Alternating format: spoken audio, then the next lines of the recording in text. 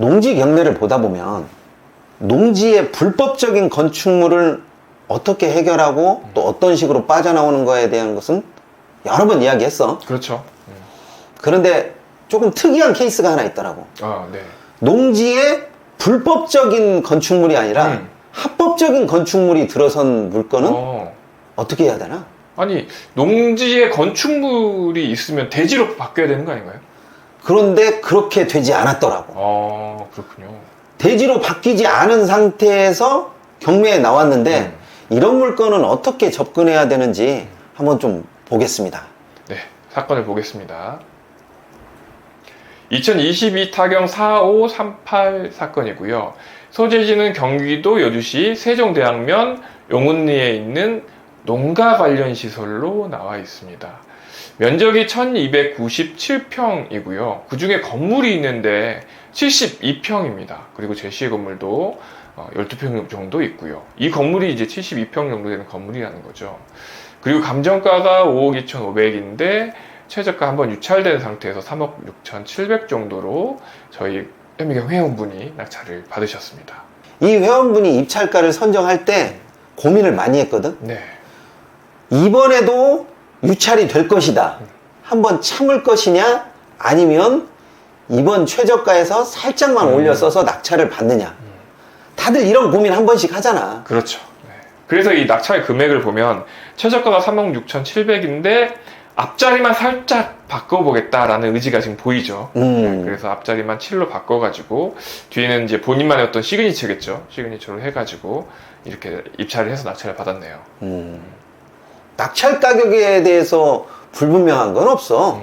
그런데 과연 이 농가 관련 시설을 제대로 활용할 수 있냐 없냐 여기에서 또 갈리는 거잖아. 그렇죠. 감정금액 5억 2,500에서 토지가 3억 5천 정도, 그리고 방금 본 건물이 1억 8천 정도, 그리고 제시회가 120만 원 정도 해서 총 이제 5억 2,500으로 감정이 됐고요. 이 건물이 뭐냐면 여기 보시면 버섯 재배사입니다. 버섯 재배사. 그리고 이 땅은 농림지역이에요. 그러니까 이 농림지역 안에서 건축물이 지어지기는 쉽지 않거든요. 그런데 그렇지. 이런 버섯 재배사라든가 또 농업용으로 쓰고자 하는 그런 건축물은 또 가능합니다. 농업 관련 시설을 활용을 해야 된다라는 이야기잖아. 그렇죠. 이 버섯 재배사니까 말 그대로 버섯을 키우든지 아니면 다른 용도로 사용하더라도 또 농업과 관련된 걸로 사용을 해야겠죠. 자, 그런데 현황은 여기 대지라고 나와 있는데 어쨌든 지금 현재 상태로는 이게 농림지역이거든요. 농지증이 필요할까요? 당연히 필요하지. 여기 건축물이 있는데 그래도 필요해. 그렇죠. 네, 필요하죠. 그리고 여기 또 농업보호구역이라서 농업인이어야 취득이 가능한 거죠. 농업인이어야 하고 또 농업인이 아니다라고 하면 농업을 영위하겠다는 그렇죠. 확약서 같은 게 좀 필요해야 아마 농지증이 나올 수 있을 것이라고 봅니다. 면적이 일단 1,300평 정도 되기 때문에 농업인이 아니라면 농업경영계획서를 작성하고 그리고 또 취득할 수 있는 거겠죠. 이분은 그러면 농지증을 미리 받고 나서 입찰하신 거죠? 그렇지.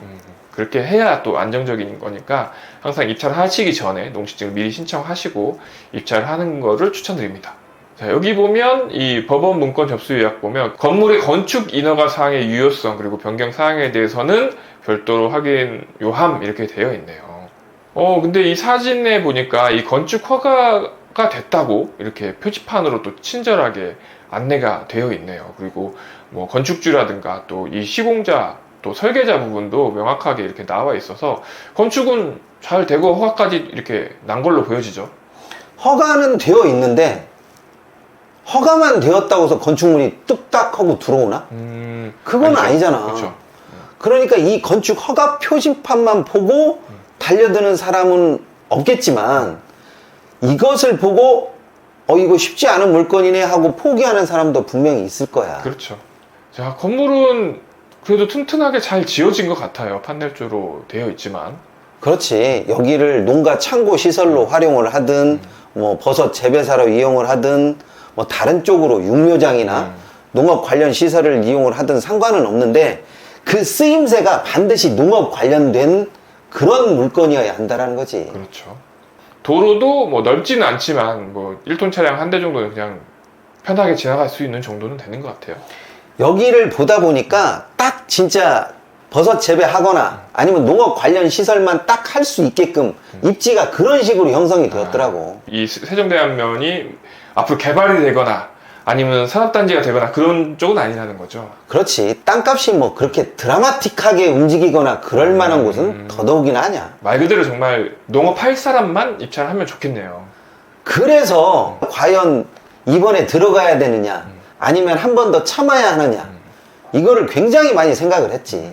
그러니까 투자용이라고 하면 한 번 더 참는 게 맞는 것 같고, 만약에 본인이 정말 이 건물을 사용할 것이다 그러면 단독을 예상을 했다고 하더라도 들어가는 게 저는 맞다고 생각합니다. 그렇지. 그래서 단독 입찰을 예상하고 들어간 거야. 그러면 이 낙찰자는 이 건물을 어떻게 사용하겠대요? 뭐 곤충이라든지 뭐 이런 식으로 이용을 한다라고 하는데 이것 때문에 대출에 지장이 있을까? 아니죠. 얘는 건축 허가가 다 나 있는 상태고 건물 등기까지 있는 상태이기 때문에 대출하고는 크게 문제가 없을 것 같은데요. 그렇지. 네. 근데 그것도 염려를 하시고 또 어떤 부분에 있어서 염려를 했냐면 이 부분에 대해서 또 염려를 하더라고. 보통 우리가 근저당을 설정을 하면 이때 건축물이 있다라고 하면 상관이 없는데 근저당을 설정할 당시 건축물이 없었을 때는 이렇게 지상권을 은행에서 설정을 합니다. 그렇죠. 그런데 이 지상권이 인수사항이야 소멸이야? 소멸이죠, 당연히. 그런데 이제 이런 부분까지 꼼꼼하게 따지고 들어가다 보니까 걱정을 많이 하더라고. 그렇죠. 이 초보인 경우에는 뭐라도 하나 인수할까봐. 그렇지. 뭔가 권리적으로 문제가 될 거를 너무 염려를 하시기 때문에 그래도 괜찮습니다. 돌다리도 두들겨 보고 건너면 되니까. 낙찰을 받고 나서 걱정을 하는 것보다 입찰하기 전에 물어보고 하는 게 훨씬 낫죠. 그럼. 그래야 손해를 보지 않기 때문에. 그래서 이 지상권 설정은 소멸이고요. 여기에 있는 이 지상권이 30년간 제한한다라고 해가지고 크게 뭐 어떤 염려를 갖는데 이 물건은 낙찰받고 잔금을 치름으로써 저 지상권 설정은 없어지는 물건이 됩니다. 그렇죠.